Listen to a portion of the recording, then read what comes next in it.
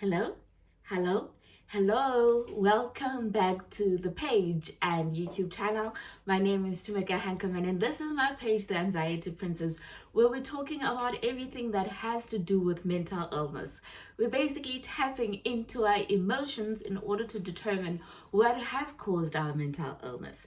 The purpose of the page is to educate people about mental illness, whether you're suffering from mental illness or you don't, and to actually try and get rid of the stigma in society and actually letting everybody know that mental illness is normal and you can actually lead a normal life while you're suffering from anxiety, depression, schizophrenia, bipolar disorder, and any other form of mental illness you can possibly think of. So, before I get to the video for today, let me start with admin. So let me firstly apologize for last week. Valentine's Day happened, and these things do happen when you're married, that you plans change, and it's very seldom that I would necessarily change my plans with my husband, because he knows on Sundays I do shoot, but obviously Valentine's Day you need to make compromises somewhere somehow. So I do apologize that I only told you guys that later in the day. And I didn't post any content this week. Guys, work is showing me flames at the moment. Like, I've been having super late nights and early mornings, so it's been really hectic. But I think I did explain how my job is structured, especially during this time of the year. However, I promise to do better this week, and obviously I'm starting with the video for today. So I hope I am forgiven. I know we don't hold grudges here. And I hope you all had a beautiful Valentine's Day where you were spoiled. And if you don't have a partner, I hope you took time to spoil yourself. Because Valentine's Day, I don't think it's particularly for people who are in relationships. I think you need to show yourself self-love each and every day. That's the first point of admin. And the second point of admin is I'd like to welcome the new people. So with the video from the previous week where we were talking about basically navigating around the work environment while you're suffering from mental illness, I posted that video on LinkedIn because obviously that is very relevant, in the sense that that's a base for professionals, people who are working. So I think after I posted it there, I had quite a bit of people coming to check out the page and actually join our forum. I'd like to say to those people, you're welcome. This is a very, very safe space.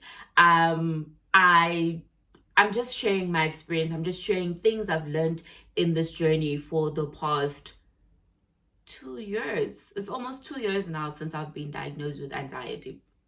And while I'm there as well, I'd like to give a shout out to Nikki, who actually recommended our page on Heart FM, where they were talking about what do people do when they're suffering from an anxiety, how do they cope with it. And she mentioned our page and the content we're covering. I saw someone dropping in from that. So we have a new follower based on that recommendation. So I'm really, really grateful, Nikki, that you did that. And I'd like to encourage other followers to share the page with people. Let's help people out. There's people who probably don't know that there is this resource. I'd like to think of this as a resource. There's this resource. So please share with people so that people can come in and maybe they'll also get something out of what we're sharing here. So please do share. If a video talks to you, just share it on your own personal page. Cool. For those who are new, I always prep for the video, so I keep looking this way because I have my pink book here.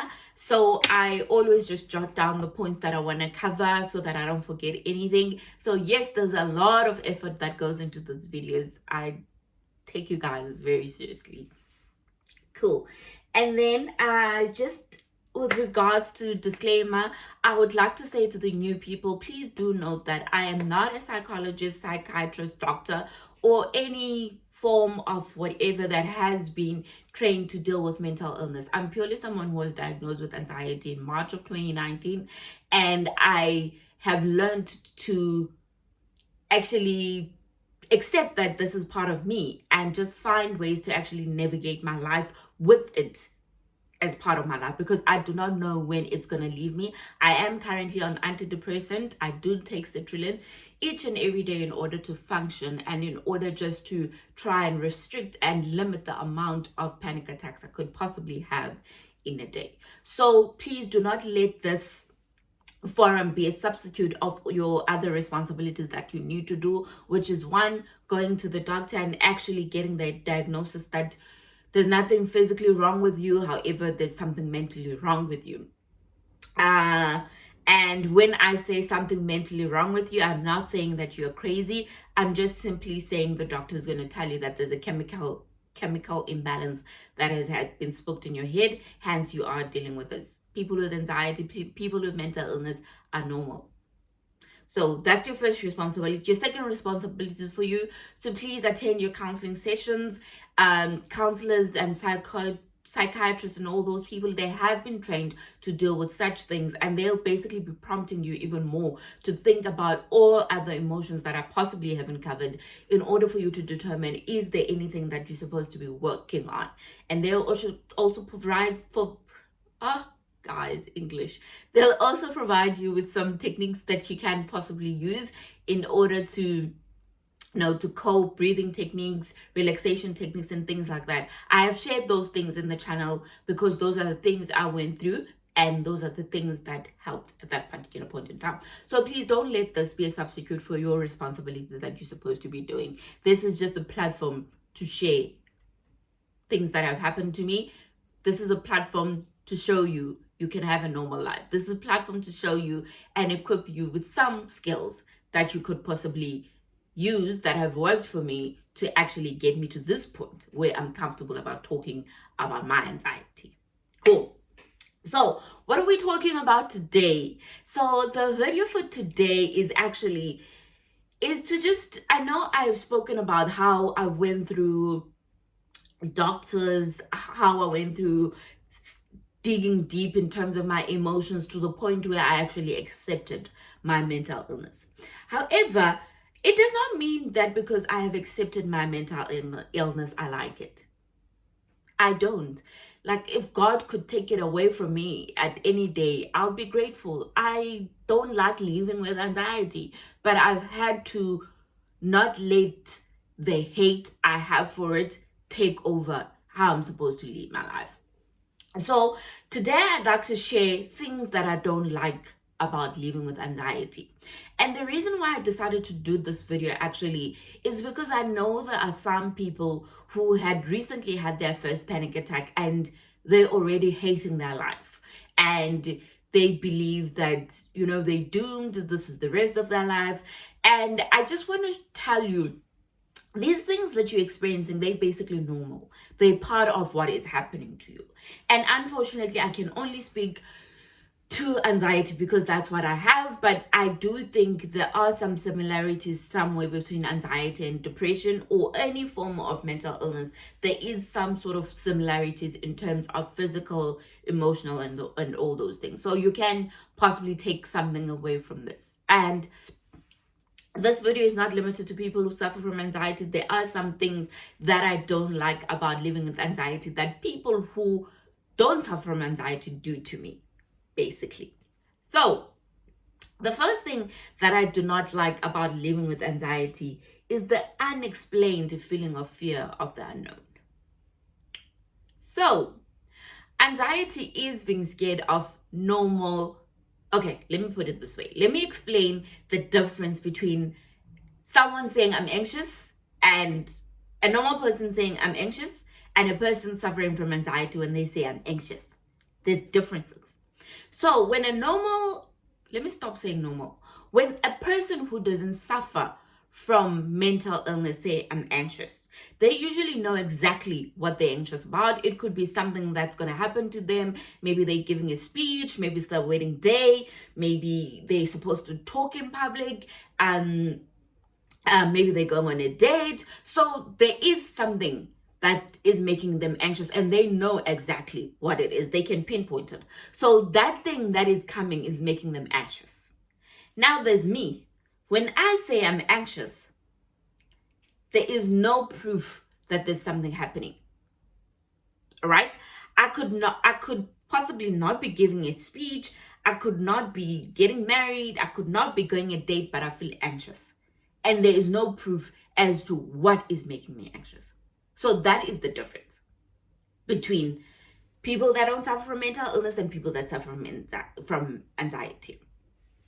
Two, a person who does not suffer from mental illness will say, I am scared of, let me put it that way. I am scared of someone because they're going to shout at me. And the evidence to that is because this person generally shouts at this person. So obviously they have a valid reason to be scared because they know the person they're dealing with and they know that person is going to shout at them. And then there's me. I say, I'm scared I'm going to die today. I say, I'm scared this person is going to shout at me, but this is the sweetest person ever that I'm talking about. So with people who are suffering from anxiety, we will always draw to the extreme and the negative. I say, I'm scared I'm going to die today, but there's nothing physically wrong with me. And it shouldn't be a case of I wake up each and every morning saying I'm scared to die. Yes, we are all going to die, but there's no physical evidence today that I'm going to die. There is no real threat that today I'm going to die, but I'm scared I'm going to die, but there's no physical evidence that I'm going to die. Do you get it?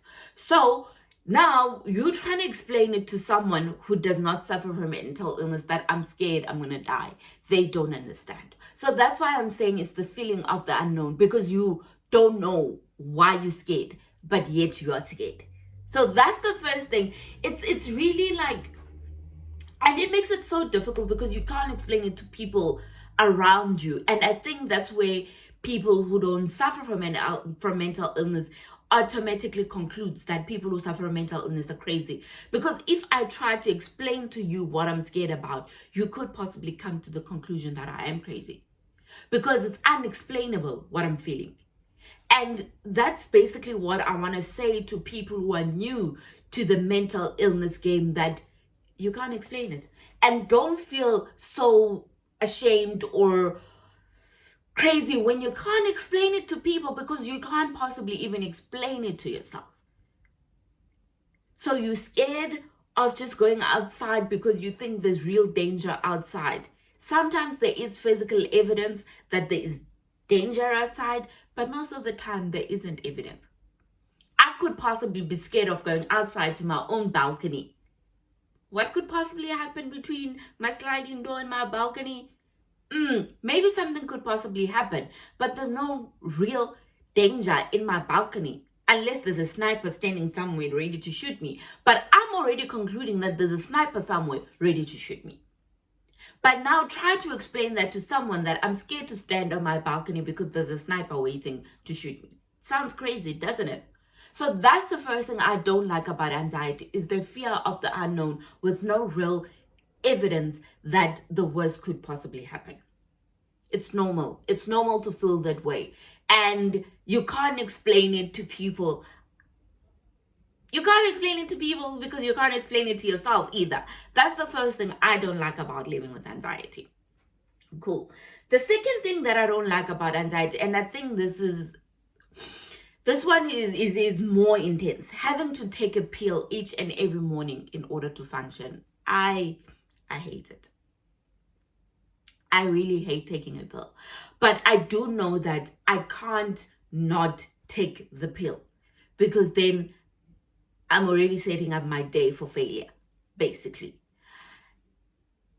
The pill fatigue is a normal thing, guys. It's not something, and it's not something that's limited to people who are suffering from mental illness. Basically, people with chronic illnesses that have to take pills each and every day, they do get to a point where they're like, I actually don't want to take these pills, because why is my life dependent on a pill?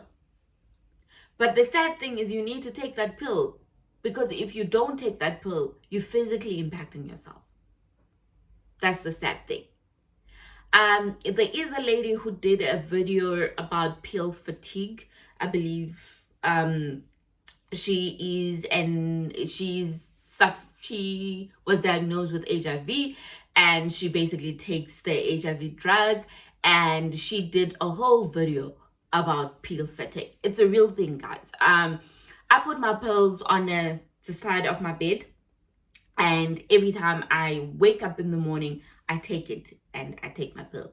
There's just one downside to that is I don't take my pill at a particular time. Like, let's say if at 8 I have an alarm, I think that would destroy me if I have to be reminded by an alarm that I need to take a pill. I think that would make the seriousness of this thing even more real for me.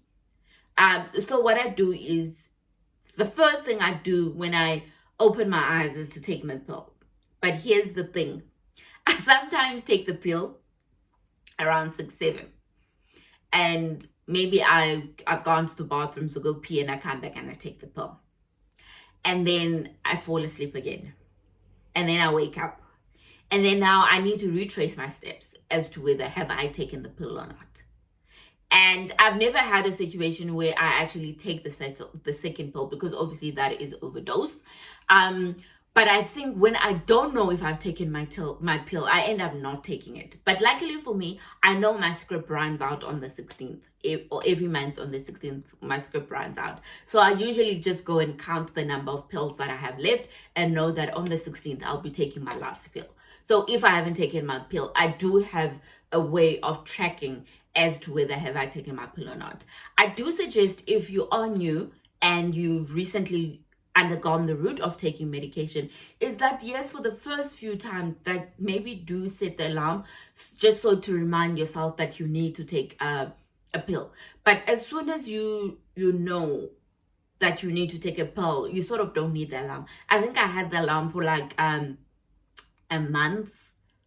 I think I had the alarm for a month, but then it almost becomes part of your routine that you need to take the pill. One thing that helps for me is the fact that my pills do sit next to my pedestal there.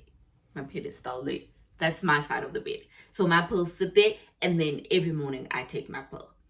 There was a time when I think it was in 2019 December, when I went home, I used to forget to take my pill because I wake up and I'm busy. I used to forget my pill, but I would be reminded as the day went by, like around 3, that I'd start feeling withdrawals. And obviously I've explained this whole thing about misconceptions about antidepressant in the third video, that it's not like I'm craving a pill. It's just that your body kind of reminds you that there's something you didn't do, whether it be a headache, feeling lightheaded, and things like that. So I do suggest that maybe just set the alarm for the first few times, and maybe just try to keep taking your medication at the same time until you're a pro, until you're a master like me. You see? So please, it's normal not to want to take the pill, but you need to take the pill.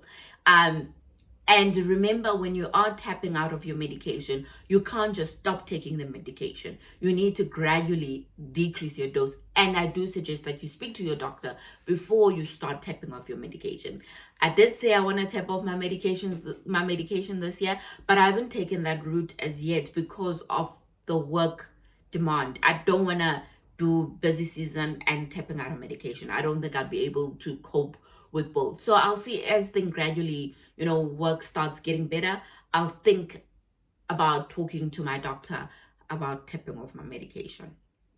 So that's the second thing. The third thing that I don't like about living with anxiety is the frequent change in the physical symptoms. So it's not only about the mental. That's the thing about anxiety. Anxiety makes you feel like you're really sick, like you're physically sick. That's why when I initially had my panic attack, and then it was followed by headaches, it was followed by heart palpitations, it was followed by lack of sleep. I think headaches was the worst for me. So when all these things happened, I honestly thought there was something physically wrong with me, that I would probably get a diagnosis that I have brain tumor or something like that. But it's because it mimics an honest illness. It mimics like something that is physically wrong with you.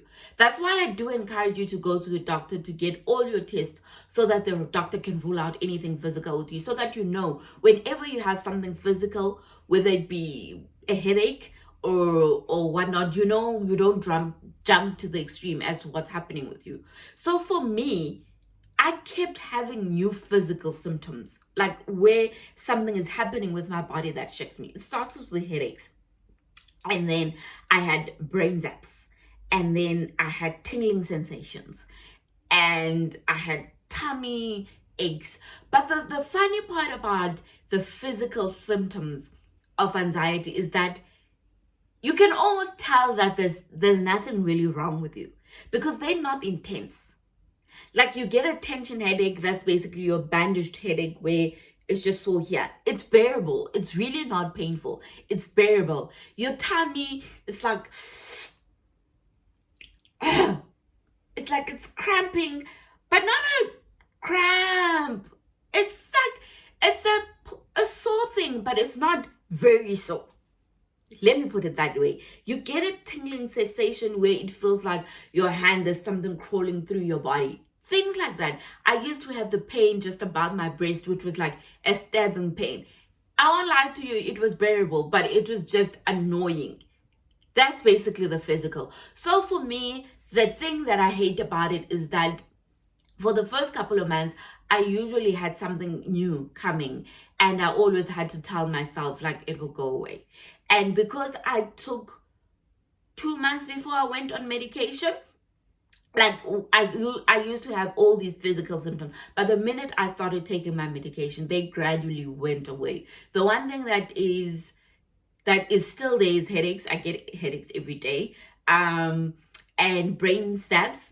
My brain zaps come, but I've actually figured that my brain zaps come when I take alcohol. But now the thing is, alcohol is the only thing that helps my headache. So there's usually a balance that needs to happen. But basically, I hated the part that my physical symptom changed very gradually, and it's normal. So you are someone who has just had their first panic attack, and now you're getting all these physical symptoms and you actually think something is wrong with you. Go to the doctor, rule out any medical issues, and leave it be that the doctor diagnosed you with mental illness. And then I think you'll be more welcoming to the symptoms because you know that there's nothing really, really, really seriously wrong with you. Again, anxiety will not kill you on its own. The only thing that will kill you is anxiety plus stress. That's basically that. So the physical symptom is normal, provided that you have ruled everything out. So that's why I encourage you to go to the doctor. Cool. The fourth thing that I hate about living with anxiety is the impact that it had in my self-esteem and confidence. I think I'm a very confident person. I'd like to think so, and I'd like to think that I don't have a low self-esteem. I could be wrong, but I'd like to think that I'm confident. But I remember when I had this, I was scared to sit in meetings. I was scared to talk because it felt as though everything that came out of my head was unprocessed. Like, you know, that, you know, in the professional world, what you say kind of reflects on how people will take you. Will they take you seriously? Will they not? So I often found that I didn't want to say anything because I felt as though it was not refined enough, because I felt as though my brain wasn't in a state to say something of value. So I usually found myself avoiding meetings. I didn't want to have meetings. I didn't trust what was coming out of my mouth because whenever someone would ask me something, whether it be something technical, as much as I know what the answer was, I just don't feel confident enough that it was the right answer because I was convinced that I was not mentally stable to say anything. So my self-confidence took a very big knock, guys. Like, it took a very big knock. I remember, apart from work, I avoided going out when people said let's go out because, you know, we'd have those conversations that requires you to think a little bit, and I just wasn't ready to be put in a position to think because all that was in my head was the fact that I was thinking about my mental illness that I'm going through. So yes, my self-confidence took a knock, but I think as soon as I realized that mental illness doesn't mean that you're crazy. And even the people who don't suffer from mental illness say the less refined stuff. My confidence started coming back a little bit. And I don't know if I've regained it. I think by doing this, maybe I've possibly regained quite a bit of my confidence back. But it's normal that you actually don't think that anything that you say or do is actually, of sound mind. That's the word, of sound mind. But guys, mental illness doesn't take away from the fact that you can make very good decisions. You can say very good things. So I think it was just for me a lack of understanding of my illness, and the fact that I thought it meant that chemical imbalance impaired my thinking, basically. That's the thing that I didn't like. Cool. And then this one, guys, the panic attacks and the feeling of doom. So when you initially have your first panic attack, you feel your palpitations, you feel as though you're not stable, you feel as though you're going to collapse and things like that. I hate panic attacks. Like, I really hate them so much. Like, now when I have them, I sit on top of the bed, and like usually they happen before I fall asleep, and then my husband needs to stay up with me until I'm okay. So there's two kind of panic attacks. There's the one that comes, palpitations, feeling hot. Those ones generally last for 5 minutes. And then there's panic attacks that happen the whole day. The ones that happen the whole day is you feel very jittery the whole day. You just feel like you're not in control. You just feel very warm. You just feel like you're not of the right sound mind, but there's no heart palpitations and stuff. I usually just feel like I'm very shaky the whole day. And then this is 5 minutes one. I hate the 5 minutes one, but I appreciate them because they come and they go. But they leave me very tired. I feel physically exhausted after them. These ones, the 5 minutes ones, those are the ones that leave you with the feeling of death, like you're dying, a feeling of doom. You feel so lame after you have had them. You feel like you just want to sleep. But these ones, they remind me that I do suffer from mental illness. So between the two, there isn't one I prefer. I would prefer not to have panic attacks. But just so you know, for the people who are new to the anxiety game, you get those ones that are very quick and out of the way, but they physically leave you like I just experienced death. And then there's these ones. So you're going to suffer from two types where you're just feeling anxious and just jittery the whole day. It's normal. There's nothing wrong with you. And then there's that 5 minutes one. It's normal. You're not dying or anything. So I hate the panic attacks within this thing. I think I could deal with the physical, but the panic attacks, I hate them. But all I do at that time when it happens is to breathe. I honestly don't have the strategy for the all day one, besides just trying to limit the amount of things that I take to heart that could potentially push me to the 5 minutes one. 5 minutes one, when they happen, just breathe. That's all I can say. Cool. Okay. And then the other thing that I hate is being told to snap out of it.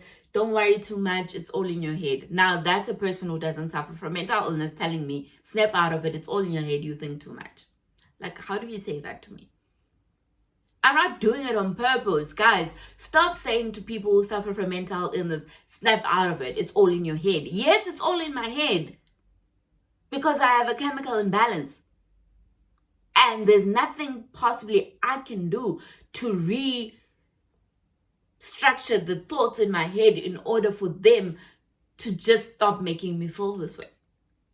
Generally, when you're an anxiety person, you worry about everything. So now I need the people who don't suffer from mental illness to stop telling us to snap out of it. I can't. I want to, but I can't. It's all in my head. Yes, I know that. It's all in my head. Don't remind me. I worry too much. Yes, I know, but I can't stop myself from worrying. So I think if you do get a situation where somebody says that to you and they part of your support structure, is to educate them about the things that are happening in your head, that as much as you know you need to snap out of it, you can't. So that's basically what it is. That's another thing that I hate. Cool. And then one thing that I hate, which goes hand in hand with self-esteem, is the fact that I often feel very inferior compared to my peers who don't suffer from mental illness. And this is not about achievements or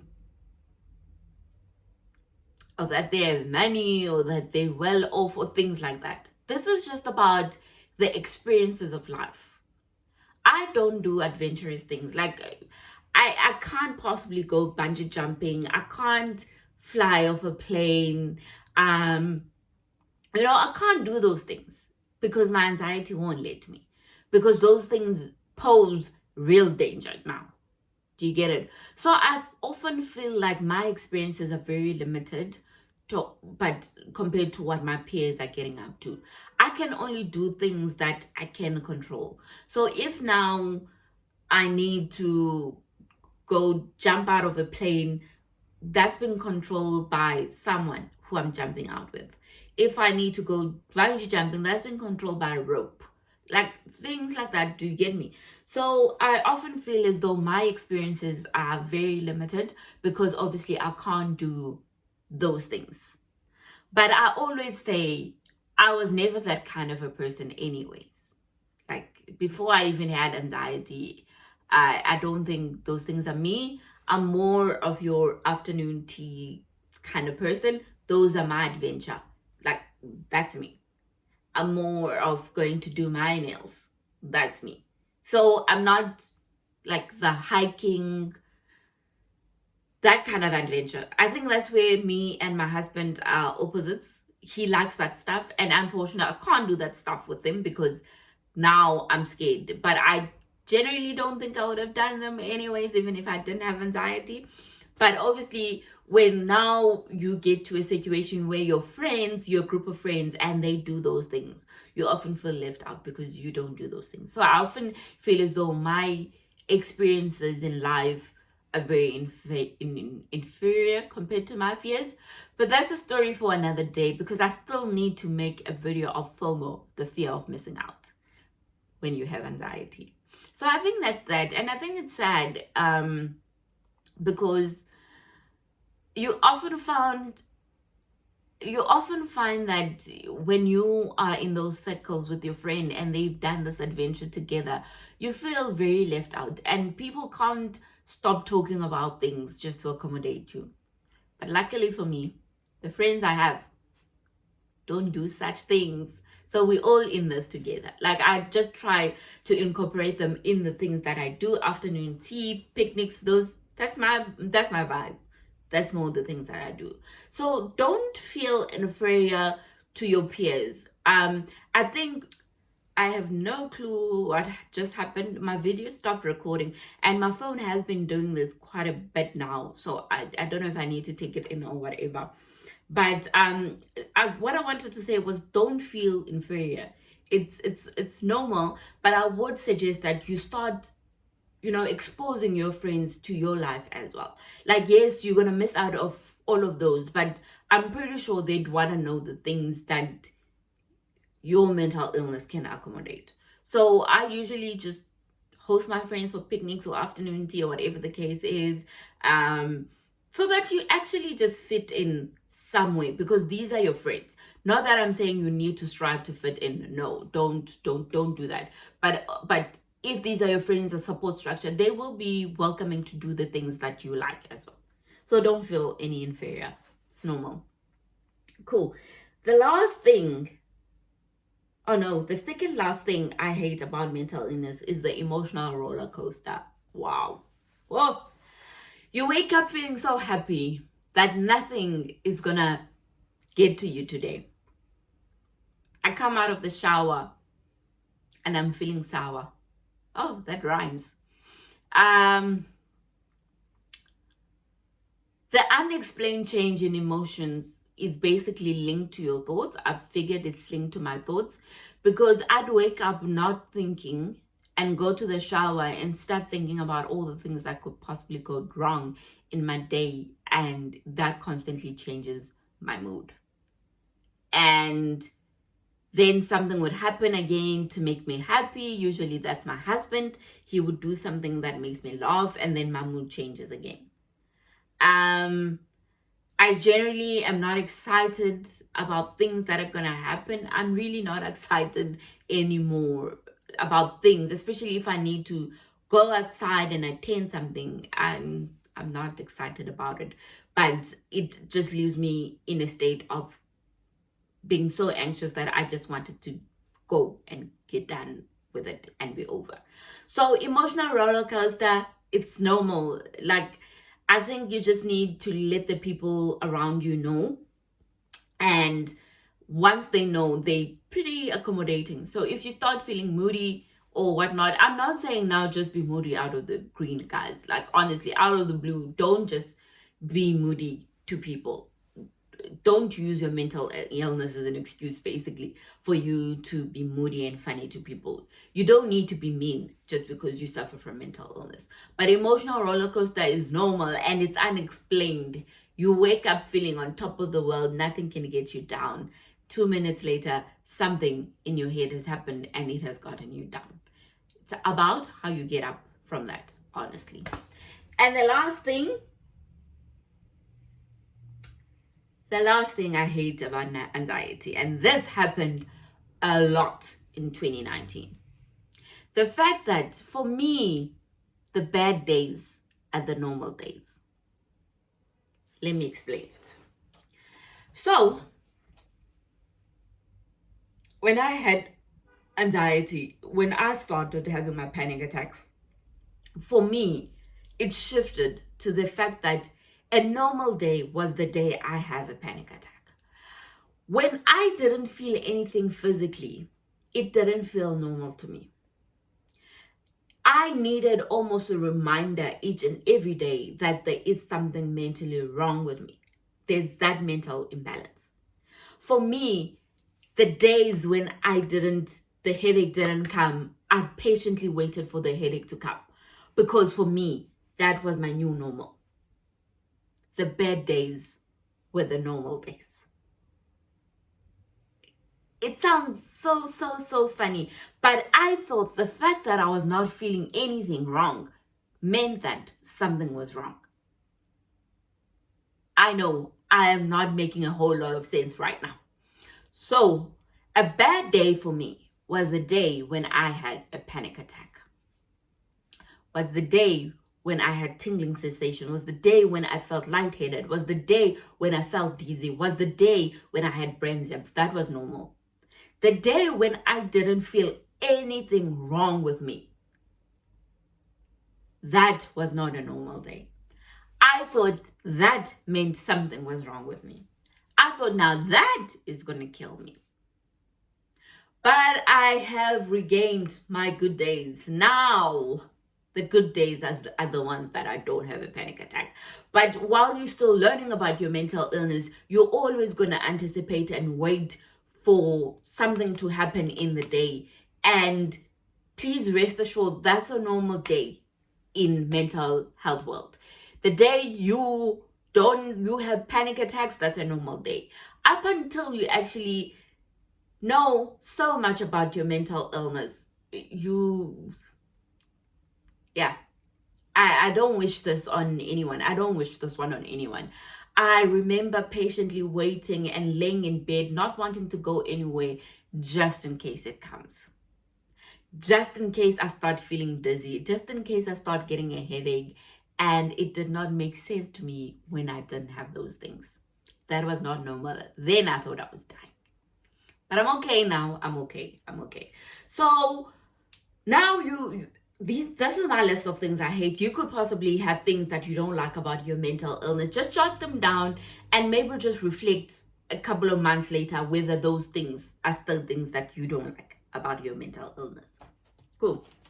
So what can you possibly do? Because obviously you staying with your mental illness, you need to live with it. What can you do? First thing you can do is to attend therapy. I recommend therapy, guys. And next week I'm going to shoot a video about the advantages and disadvantages of going to therapy. Therapy. Please go to your therapy, because some of these things that I've stated as though is things that I don't like, they generally have a way to make you understand how they factor into your mental illness, to a point where it becomes almost like part of the mental health journey, as opposed to the part of the mental health journey you don't like. Something like that. Two, the second thing you need to do is learn about your illness, guys. It's very important to educate yourself about mental illness, whether it be watching my videos, watching the anxiety guide, watching, reading, and things like that. Read about it. Know what kind of thing you're dealing with. Know the monster you're dealing with, and know how you can make that monster your friend. Education is key. I cannot stress this enough. The third thing you can do is take your medication. If you are on medication, take your medication, guys. There's benefits to taking the medication. I feel okay because of my medication. Yes, sadly, I depend on it, and that's fine. But I can actually have a day where I'm just like on par with people who don't suffer from mental illness. So that's fine. And pill fatigue is a thing. And the lady who did a video about pill fatigue is Nozbele Mayaba. She's an HIV activist. Please just go watch the video in order for you to learn a little bit more as to what is pill fatigue. It's a thing, but those medications you need them. That's the thing. And the last thing you can do for yourself is remember that anxiety alone will not kill you. When all these things are happening, yes, you hate them, but they will never kill you. You hate them because you think there is real danger to all these things that I've just mentioned, but it's never going to kill you. The only thing that will kill you is your anxiety plus stress, because that could potentially result in physical symptoms that are a real danger to you. So that is all for this week. I just thought, let me touch on those things because I've basically portrayed a picture of I'm cool with mental illness. Yes, I'm cool with mental illness, but there's things that I still don't like about it. So I just wanted all the new people, the people who have just undergone, their first panic attack and things like that, that it's normal. It's normal to experience all these things. They're part of the journey. And you will soon realize that they actually don't annoy you as much. I think for me now, they annoy me, but I laugh it off at the end of the day. So I don't just dwell on it so much that then it ruins everything for me. You'll learn about it, and I cannot stress this enough, guys. You need to teach yourself. I was on the net each and every day learning about anxiety in order for me to understand the beast that was dealing with the beauty. So, these things do happen, but I hope that for the people who just have their first panic attack, I hope and pray for you that this journey is not as painful, but it is painful. But I hope that you don't wallow in it to a point that it takes over your life. You can lead a normal life and just navigate life as everybody else. Don't let your mental illness take over what you need to do.